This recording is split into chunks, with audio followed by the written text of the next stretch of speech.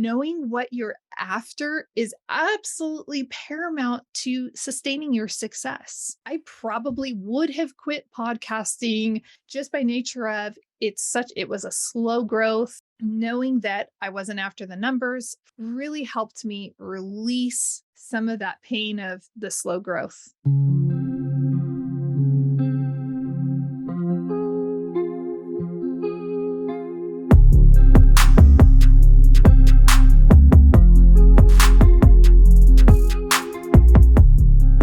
Welcome to the Conscious Investor.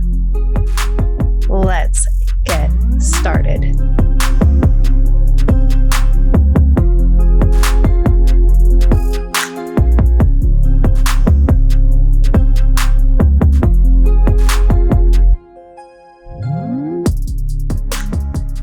Welcome back, Conscious Investor. And guess what? Today is a very, very special day. Well, actually, this week is a very special week because this is birthday week for the Conscious Investor podcast. And so, in celebration, if you were watching on YouTube, you can see I bought a little birthday cupcake for the Conscious Investor to say happy birthday. It's happy birthday to the Conscious Investor. It's happy birthday to you. I appreciate your support so much. So happiest birthday, Conscious Investor. Now, I did promise in the title when you clicked on this that I have learned a lot. And so here are 3 of the top things that I have learned from podcasting over the last 3 years and how they can support you in your business, in your life, and everything that you are doing. And I'm so excited. It's absolutely amazing. What comes about when you apply these 3 elements. But before we dive into that, I want to just invite you to say, I love getting to know you. You are the star of the show. All of the content, everything that's happening here on the Conscious Investor is all here intended to serve and support you in reaching and exceeding your goals and creating that personal and financial freedom. So please do not hesitate to connect up with me. Please make sure that you schedule a time. Let's talk. If you need support with your personal development and transformation, let's talk about performance coaching. If you are looking for support with your financial evolution and growing that in a powerful way through apartment syndication, make sure you schedule a time to hop on the investor client list or schedule a call so that we can talk and I can learn about what your goals are and how we can support you. And if you're just like, Julie, let's get to know each other and see, if there's a way we can support each other, great. Jump on a 20-minute call. All of those links are down in the show notes. And, getting to know you, getting to know each other and having a real relationship is it's the magic. And I love connecting people. So you never know what comes of a conversation like this.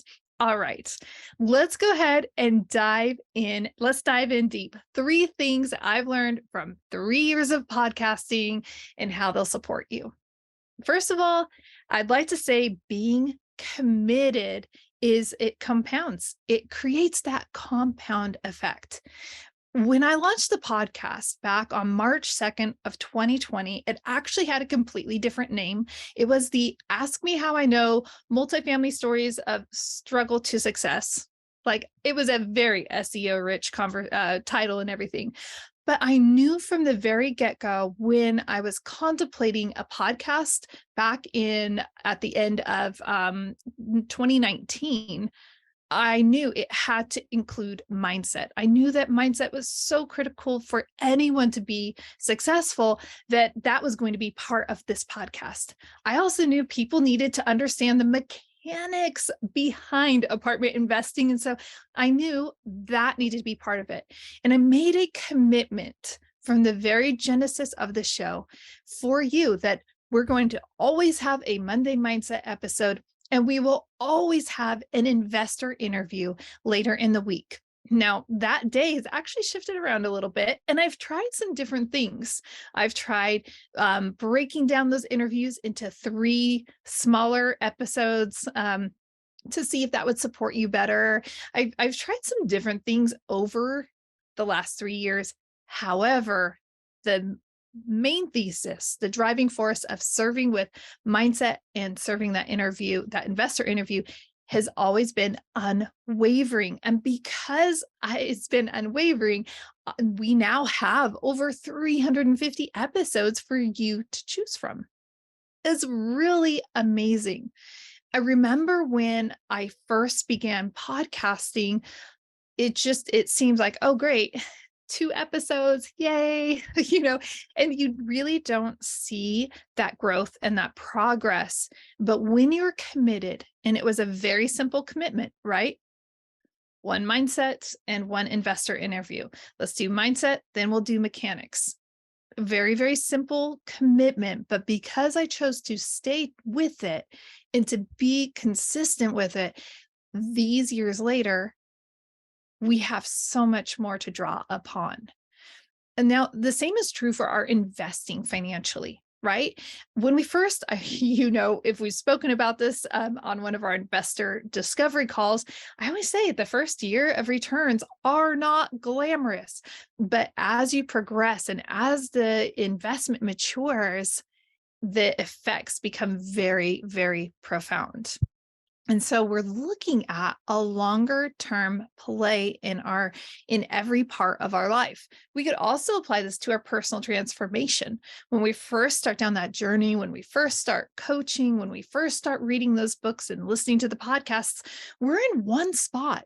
And then as we just remain consistent with those practices, we start to flourish. We start to see the net result and the snowball effect of everything starting to work together. Coincidentally, I picked up a book called How to Fight a Hydra by Josh Kaufman. I highly recommend it. And I'm also reading Earl Nightingale's book, Lead the Field. I'm going to wrap that up in the next few days. But it's interesting that so many of these books that I've read over the years have this common thread running. It's like that golden thread running between them all, talking about personal freedom. Now, I recognize this because I went back and I was rereading and kind of going through some notes from one of the books as a reference point. And I noticed, like, oh my goodness, this book way back when I didn't even pick up on it back then. But when we stick with things and when we go back and we take time to reflect, wow, we can really see the net result. So what is it that you need to be committed to? What is it that if it could snowball, you would want more and more and more of it? Is that time freedom? Is that a better relationship? Is that financial independence? We need to take stock and find that deeper clarity so that we can make that commitment. And when we make that commitment, we need to make sure that that commitment isn't some monstrosity that is so much to navigate and it's intricate and complicated. Keep it simple. It was simple for me to remain committed to that Monday mindset and the investing mechanics each week because it's just 2 things. This is simple. I can perform on this and I can make sure I follow through. So you can do the same.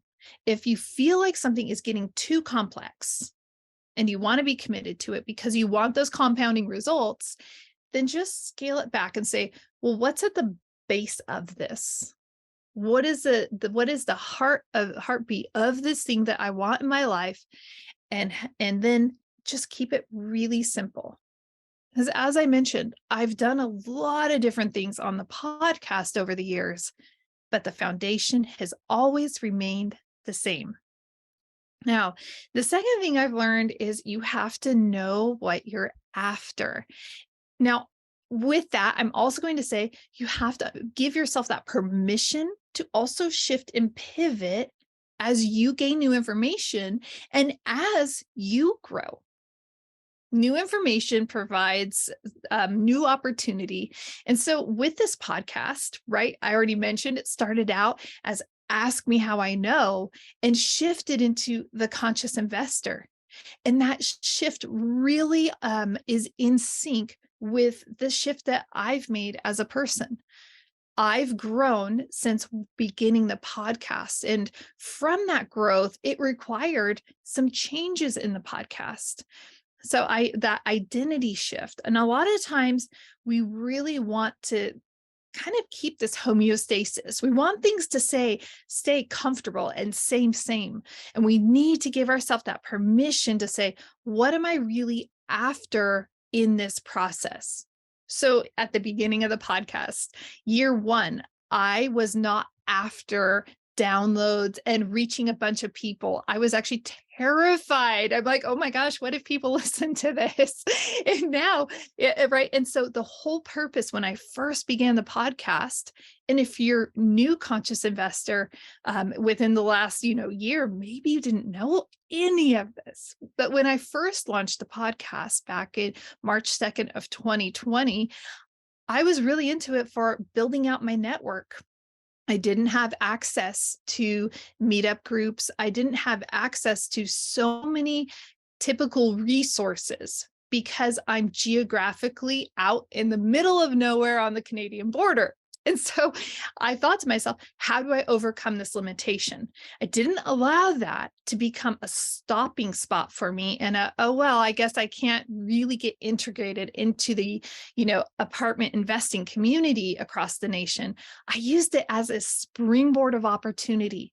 And my whole entire purpose that first year. And so this goes back to the point of like knowing what you're after. That whole first year, my entire focus was I need to get to know people. I need to build out this network. I need to meet people and I want to amplify their voices. And the way I'm going to do that, well, why would these people want to hop on a call with me? Well, what if I broadcast that out to everyone else? I can learn from them, I can grow from them, and everyone else can too. And that was a genesis. That was a heartbeat. How do we serve? How do I serve my guests? And how do I use that to serve the listeners? So, by nature of coming from a point of extreme service, I was able to create this. Now, these years later, as you know, last year with so many pivots, it's time to grow the show. And that was very bold and scary for me. I was thinking, I'm not really comfortable. I don't want to become someone that's obsessed with numbers and chasing after numbers and being driven by those numbers.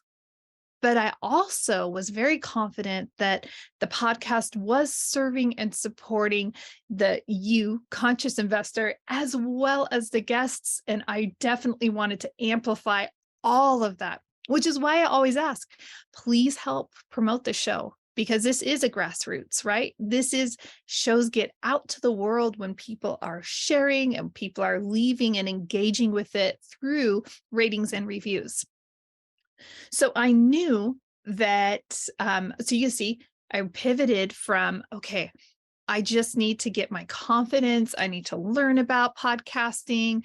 I need to understand and build out my network. And then that shifted over time. And I gave myself that space to shift over time so that it became, okay, we have something of significant, tremendous value. Let's contribute and give this to the world now. So, what about you? Are you holding yourself in a box? Are you holding yourself true to yesteryears, to your initial Genesis moment where you're like, this is what I believe and this is why I'm doing it. And now, 2, 3, 5, 10 years later, you're still living in that moment. You see, we have to update the processing system. We have to do those current updates because our perspective and the new information, it shifts things. And so please take time in your business, in your personal life, in every facet. Please take time and make sure that you are taking time to go back and reassess. Oh, this is what I thought, but on this, as I've progressed, I now need to rebrand myself. I need to update my thinking. I need to update the systems that we're using for where we are now. And those systems include our home lives. Let's face it, as we parent, our kids are changing before our eyes, and we have to stay current and updated. By the way, I played a super fun game with my daughter over the weekend. And this will just kind of give you an idea if you're trying to create some relationship refreshes, right? We do need to always stay current and refresh. I simply asked my daughter, sat down with her. I said, you're awesome and you're number one. I want to know, sometimes I feel like I need to get current with you. So tell me right now, what's your favorite color? What's your favorite number? What's this? And she ended up saying, look, mom, let's play this game. And we ended up playing a really fun game. And I don't want to bird trail too much, but I highly recommend this. And she came up with this. She designed the game. She's like, I'm going to ask you 3 questions. And there were points involved. And she's like, if you can choose correctly, then you get a point. And so she went through and she'd say like, okay, well, what is my least favorite? And she would give me choices, 3 choices. And I would just go through this and then the tables were turned. Then it was my turn. And I'd say, okay, well, what do I like the most? How would I want to spend my weekend? How is this? It was so much fun. We played for like an hour, and it was such a great way to refresh and just get current. And it was also so cool to see how we actually deeply know each other. Okay. So you want to make sure that you are inviting that into every facet of your life. What we did on that relationship side can be done in our businesses as well. We need to see what is working. What are the 3 things that are working? Why are they working? Let's get into this a little bit deeper.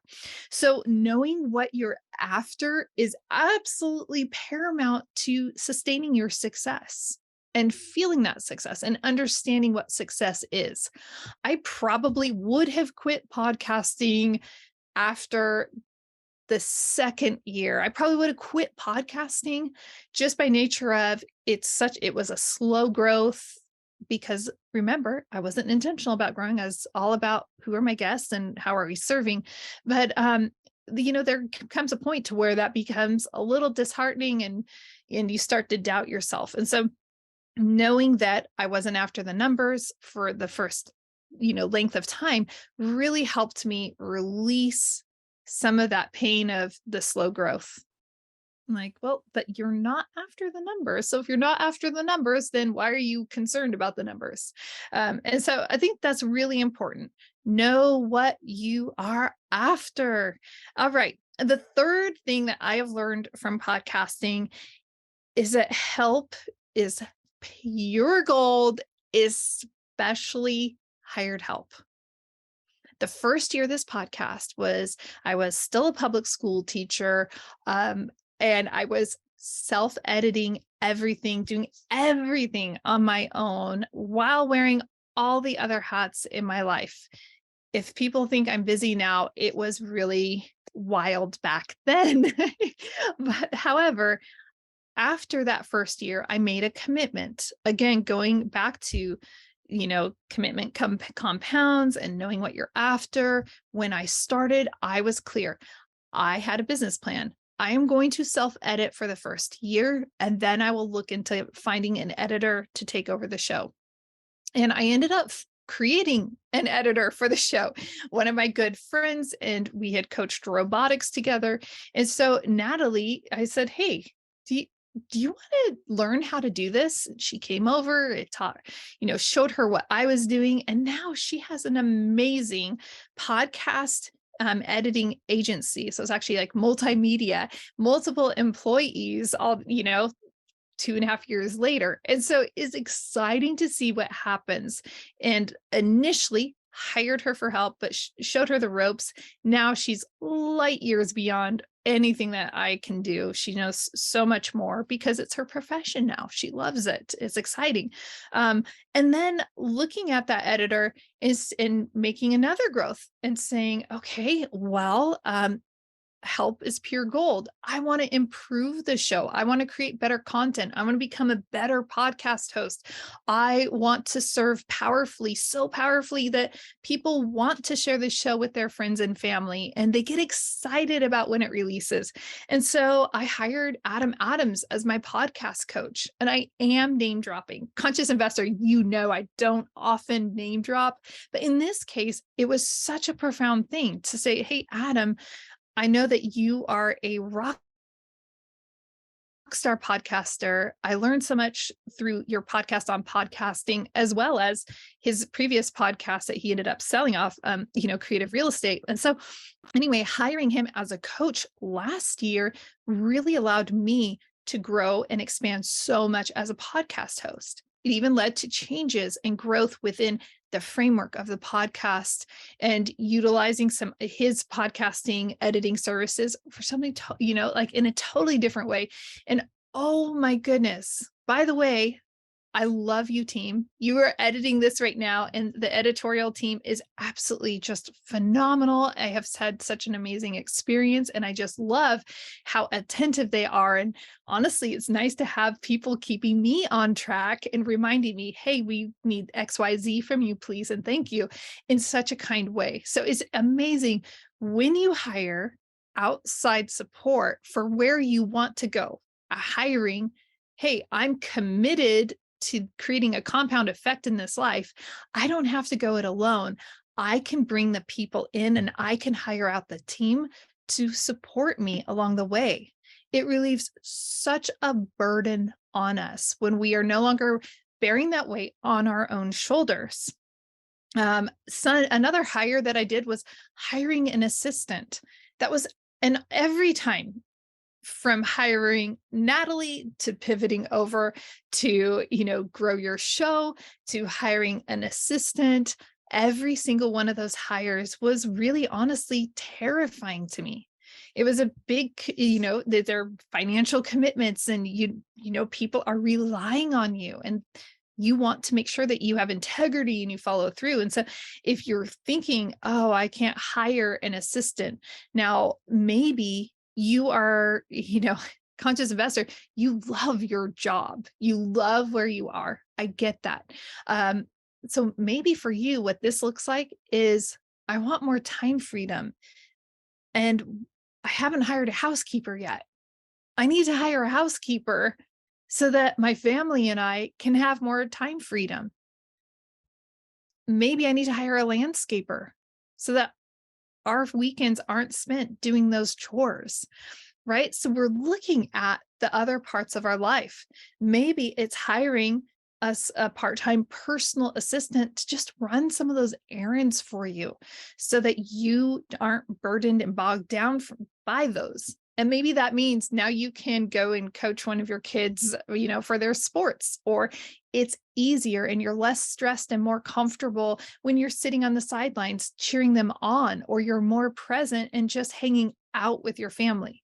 So there are so many reasons that we can hire the outside help to improve the quality of our life and to compound what it is that we are trying to accomplish.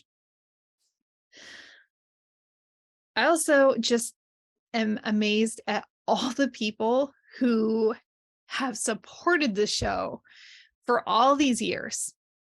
Conscious Investor, you are one of them, just by nature of listening, and so many kind, oh my gosh, so the reviews that you have left, they look, if you're watching on YouTube, you see I'm like, oh, I'm all glossy eyed, because it's so meaningful and significant to me. And I'm so grateful for you and your support. Wow, it's so many people that have become very good friends through the process of podcasting. And I wrote down a list of people as I was looking through all the episodes, just spreadsheets for each year of like, wow, look at all these people and how important they are in my life to this day. And as, yes, they were guests, but wow, they become friends, or they've become business partners, or I've been able to cheer them on in their journeys and their successes. It's such a delight and pleasure. And so, yes, we need to have the paid support, but we also need to have just our friends that are cheering us on and friends that we get to cheer on as well. It goes back and forth both ways. Conscious Investor, this 3 years has been absolutely amazing. And every single year, I give myself permission. Is this the year? Do we continue podcasting or not? I make a commitment every single year as to the direction of the show and what that looks like. And so this is always that time of year where it's like, okay, what are you committing to? Going back to committing for compound effects. What are you committing to for the next year? Is it time to retire the show, Julie? Or are you going to continue on for another season? And guess what?